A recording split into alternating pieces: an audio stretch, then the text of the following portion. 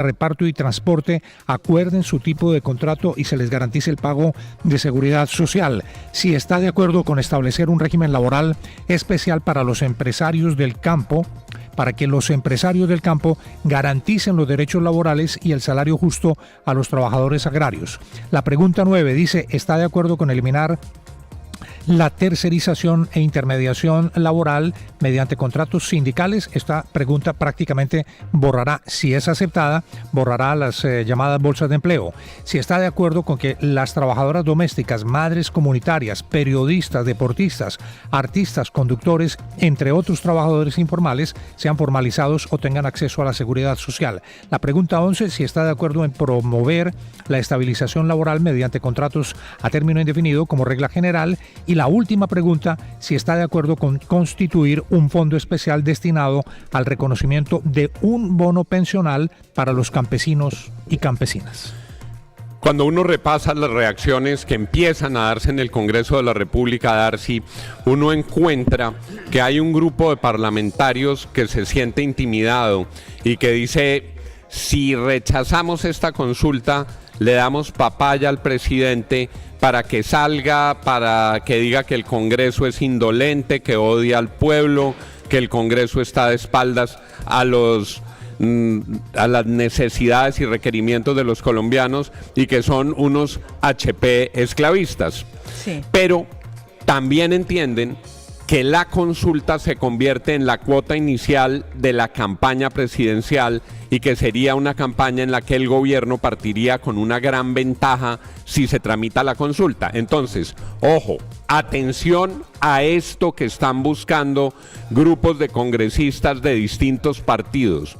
No desafiar al presidente de frente negándole la consulta, sino diciéndole al presidente: nos parece que puede ser importante la consulta, estamos dispuestos incluso a aceptarla, pero la hacen después de las elecciones de Congreso y después de las elecciones de presidente. Es decir, le dan al presidente de alguna manera el punto de que habrá una consulta sobre estos asuntos, pero le ponen un seguro para que no sea un instrumento político para la campaña presidencial. Sí, presidente, le jalamos a su consulta, pero después de elecciones, cuando ya esté elegido el próximo presidente y el próximo Congreso. Otros están en la onda más radical diciendo, esa consulta es una barbaridad, va a incendiar al país y tenemos que decir que no, y por supuesto las bancadas cercanas al presidente van a votar afirmativamente. Esos son los tres grupos que pudimos confirmar en el día de ayer, se están montando en el Congreso de la República. Sí, así como la propone el presidente. Grupo 1, no, de ninguna manera. Grupo 2 y número 3, consulta, pero después de elecciones de Congreso, después de elecciones de presidente. Don Juan, buenos días. Yo creo que ninguna de las tres puede funcionar, porque hacer esa consulta, pues por supuesto es meternos en una vaca loca que va a ir, finalmente nos va a pasar cuenta de cobro y en la que nos vamos a gastar hasta 700.000, 800.000 millones de pesos. La segunda opción, pues claramente va a confrontar al gobierno, es decir, le va a dar todos los argumentos al presidente para sacar la gente a las calles y hacer quién sabe qué más, porque ayer dejó clara la amenaza en frente del Congreso y del pueblo colombiano. Y la tercera tampoco creo que la acepten. ¿Usted cree realmente que el presidente Petro va a aceptar una consulta post su mandato, cuando lo que quieren es usarlo como una herramienta política frente a las elecciones del 2026? Pues, Darcy, como la cancha la tiene hoy definida el Congreso, la decisión de la fecha es uno de los temas que el Congreso de la República tiene en su resorte. Y fíjese que poco a poco el gobierno va cosechando unos triunfos y unos reconocimientos. A mí me parece que el hecho de que el proyecto del Partido Liberal, que se concentra en las horas extras y los dominicales, vaya haciendo tránsito en el Congreso y que el gobierno le haya dado un mensaje de urgencia, quiere decir que el gobierno va por ese logro que es la cuota inicial de la consulta. Y me dicen que el artífice de ese cambio para que el gobierno coja ese mango bajito es el propio ministro del Trabajo. Es el propio ministro del Trabajo quien le ha dicho al señor presidente y lo ha convencido, y quien le ha dicho al gobierno: hombre, vale la pena que nosotros aprovechemos que el Partido Liberal recoge 2 de los puntos centrales de la reforma y que lo tramitemos en el Congreso. Para saber si eso es verdad, le preguntamos al protagonista de la noticia y a quien ha estado en el centro de esta discusión, que es el propio ministro del Trabajo, el doctor Antonio Sanguino. Señor ministro, buenos días, gracias por estar con nosotros. Muy buenos días, Juan. Me complace saludarte a ti, a quienes están contigo en la mesa y por supuesto a toda la audiencia. Ministro, gracias. Para claridad de nuestros oyentes, en este momento tenemos 2 pistas en las que se están moviendo las propuestas del gobierno.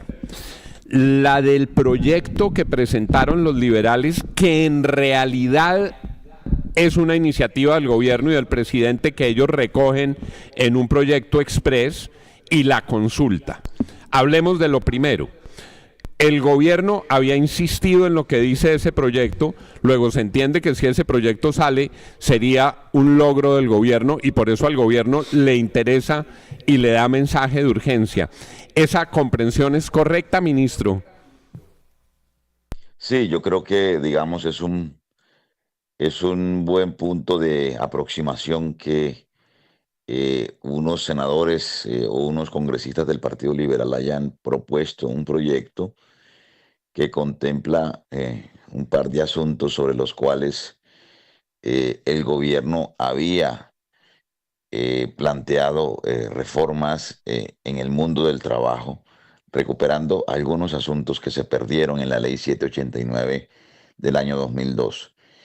Y puntualmente tiene que ver con la jornada laboral. Nosotros hemos propuesto que sea hasta las 6 de la tarde. El proyecto del Partido Liberal propone que sea hasta las 7 de la noche. Y el tema de la remuneración de festivos y dominicales en un 100% también era un asunto que nosotros habíamos propuesto en nuestro proyecto. Lo que nos sorprende es que sean unos senadores liberales los que nos propongan ahora este proyecto de ley, cuando fue un senador liberal, el señor Miguel Ángel Pinto, el que ofició como sepulturero de la reforma laboral que contemplaba estos asuntos en su tránsito por la Comisión Séptima del Senado de la República.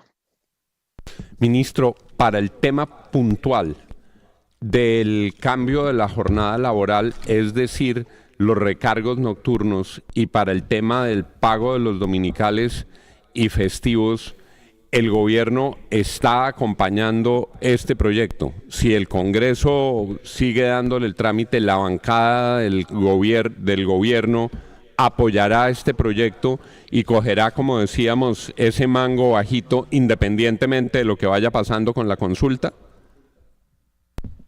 Pues el mensaje nuestro ha sido claro, Juan. Mensaje de urgencia. Quiere decir que nos interesa que ese proyecto tenga un trámite y un trámite abreviado, que es lo que se deriva de un mensaje de urgencia, como usted muy bien lo sabe. Por supuesto que nuestra coalición en el Congreso acompañará este proyecto, pero seguirá insistiendo en una consulta popular que invite a los colombianos a que se pronuncien sobre estos asuntos y sobre los otros asuntos que no incorpora el proyecto del Partido Liberal. Señor ministro, nuestros compañeros de la redacción política y quienes hacen la reportería en el Congreso identificaron ayer un grupo de parlamentarios que están diciendo: nos gusta la idea de la consulta o le jalamos a la consulta, pero después de las elecciones presidenciales, después de las elecciones de Congreso, para que no interfiera en la campaña política. Si al gobierno un grupo de parlamentarios le dicen podemos gestionar una mayoría para que haya consulta, pero después de elecciones presidenciales, para que no se use la consulta para la campaña, ¿el gobierno le jalaría a esa propuesta a que haya consulta, pero después de elecciones presidenciales y después de elecciones de Congreso? Pues fíjate, Juan, que eso no es posible. Yo invitaría a que esos congresistas se lean muy bien la ley 1757 del 2015, que junto con la 134 del 94 reglamentan este tipo de mecanismos. La ley es muy clara. La ley dice, el presidente radica una solicitud junto con sus ministros ante la plenaria del Senado. La plenaria del Senado tiene un mes para pronunciarse. Una vez el Senado se pronuncie, el presidente, y se pronuncia afirmativamente, el presidente tiene hasta 3 meses siguientes o en los 3 meses siguientes para convocar la consulta popular. Así que, digamos, esa iniciativa, por muy audaz que parezca, ¿no? Pues no es posible dentro de nuestro marco legal. Se tiene que hacer en los 3 meses siguientes a el mes en el que el Senado debe pronunciarse sobre la solicitud de concepto. Pero, señor ministro, ha dicho el constitucionalista Uprimi que ese plazo inicial y el efecto de no aprobarla en ese plazo inicial se refiere a las consultas que nacen de la recaudación de firmas y no a la iniciativa del gobierno. Es decir, que el Congreso la podría aprobar un poco más adelante, pero que el artículo no aplica porque es a otra consulta a la que se refiere, a la de origen ciudadano con las firmas. Pues la interpretación que nosotros tenemos en el gobierno es distinta. Y es que estamos obligados legalmente a convocar la consulta en los 3 meses siguientes a su aprobación o al trámite de la solicitud en el Senado de la República. Ministro, ¿y si no la convocan qué? Porque ayer quedó como una amenaza del presidente de la República, ¿no? Cuando saca su banderita rojo y negro, que nadie entiende muy bien qué es lo que significa, y dice, y si no la aprueban entonces, y muestra esa bandera, una bandera que había dicho significaba también muerte. Entonces, ¿qué es lo que quiere decir el presidente que si no se la aprueban qué? Esa banderita fue la de Bolívar, ¿no? La de nuestro libertador. Pues me No, pareció pues más sí, como no, la del no, ELN, ¿no? Pero bueno, rojo y negro. No. Averigua un poquito la historia. Hay que leerse un poquito la historia. Esa es la bandera que usó Bolívar y su ejército libertador. Porque nuestra bandera amarillo, azul y roja es posterior en nuestra historia. Pero bueno, ¿Pero qué significa? no significa nada. Significa que pues vendrá el 2026 y vendrán las elecciones parlamentarias y la sociedad colombiana entonces valorará cómo se comportó cada uno de los congresistas en relación con negarle a los colombianos pronunciarse sobre un asunto tan importante como son sus derechos como trabajador, y por supuesto que habrá una reacción ciudadana al hecho de que le hayan impuesto mordaza a los ciudadanos, un grupo de congresistas que no quieren que el pueblo se exprese y que no se ejerza la soberanía popular. ¿Cómo se va a traducir? Es decir, simplemente que esperan que no elijan a ese grupo de congresistas que no apoyen, que los castiguen con el voto, o significa las calles, levantamiento popular, muerte, como dijo el presidente, que ya dice que hay un primer muerto que es un señor, un líder social en alguna parte del país y que ya se lo achacó a Miguel Ángel Pinto, por ejemplo. Bueno, aquí hay un contexto de violencia política que no es un invento de este gobierno, ¿no? Es una realidad de nuestra dinámica de confrontación política en el país, ¿no? No solo asesinaron al compañero en el Cauca, esta semana asesinaron en Valledupar al vicepresidente de la CUT. Es decir, que la violencia política, pues, o la violencia, digamos, para silenciar voces, es una realidad dolorosa en nuestro país. El 63% de los sindicalistas asesinados en el mundo han ocurrido en Colombia, esos asesinatos. Ahora, ¿qué puede pasar, digamos, si hay una negatoria o una negativa del Senado a que la gente se pronuncie? Pues que la gente no los elija, ¿no? Ese es el resultado, digamos, obvio de una decisión equivocada de esa manera o de esa naturaleza por parte de la plenaria del Senado. Ministro, el tono que está usando el presidente Gustavo Petro, en su opinión, ¿es el adecuado para estimular este tipo de debate? Ese uso de las letras HP, es que todos claramente sabemos qué significa para cualquier colombiano ser un HP. No es necesariamente lo que dice el presidente, honorable periodista, honorable parlamentario, sino otra cosa. Ese ataque virulento del presidente Petro al Congreso de la República es el tono adecuado para apaciguar los ánimos y bajarle el tono a este debate. Pues no me ponga a mí a opinar sobre el tono del presidente. El presidente tiene su manera de encarar la discusión pública. Ha sido su manera siempre. Ha sido su estilo. Él no es la primera vez que concurre a un debate político y a un debate público, y no es la primera vez que concurre de esa manera. Él es una persona vehemente, con carácter, que expresa sus opiniones, ¿no?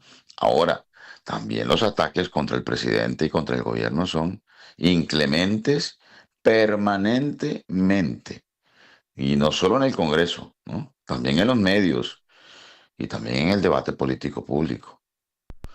Así que, digamos, bueno, ese ha sido el tono que se ha venido imponiendo en los últimos años en el país y sobre todo desde que el presidente Petro asumió el cargo. Señor ministro, usted habló de que cada pregunta puede sacar alrededor de unos 10 millones de votos cuando la consulta sea una realidad. ¿Usted ya le echó números de cuánto le cuesta cada pregunta a los empleadores colombianos? Pues es que estamos sobre la base de supuestos económicos. Yo lo que sí le puedo decir, los números que sí hemos echado nosotros, es que lo que no se le ha pagado a un empleado colombiano, a un trabajador, en los últimos 23 años, desde la expedición de la ley 789 del 2002, en materia de horas extras, de dominicales y festivos, suponiendo que ese trabajador hubiese laborado en este periodo de tiempo, es más o menos de 43 millones de pesos que no le pagaron a ese trabajador. Don Azuri Chamá, usted tiene la última pregunta para el señor ministro y cerramos con don Santiago Ángel. Señor ministro, con los muy buenos días. Aunque la pregunta suene retórica, realmente me gustaría escuchar su respuesta. ¿Para usted es claro y es respetable el derecho que tenga un ciudadano eventualmente a votar no o simplemente a no ir a las urnas? ¿Aló? Sí, ¿me escucha, señor ministro? Creo que se metió a la ducha. Señor ministro, repito nuevamente, básicamente le decía que, aunque suene retórico, es importante escuchar la respuesta con palabras. ¿Para usted es claro y es respetable que un ciudadano eventualmente prefiera votar no o prefiera sencillamente no acudir a las urnas en una eventual consulta? Sí, claro, la ley también así es clara. No solo que no acuda, hay garantizado y hay previsto el derecho a que la gente se organice para promover el sí, como también para promover el no y para promover la abstención en relación con la convocatoria de la gente, de los ciudadanos a la consulta. Ministro, es que le quiero volver a preguntar por el asesinato de Alberto Peña en Miranda, Cauca, porque usted en una respuesta anterior contestó de manera general diciendo que es que la violencia política existe, pero es que esta es una acusación puntual, detallada de un crimen, de un asesinato en contra de un senador. Usted también estuvo en ese cargo por varios años, entonces me imagino que es importante para usted que esas acusaciones tengan pruebas. ¿Cuáles son los elementos de prueba, las evidencias que tiene el gobierno para asegurar que un congresista tiene que ver con el asesinato de un líder social en el Cauca?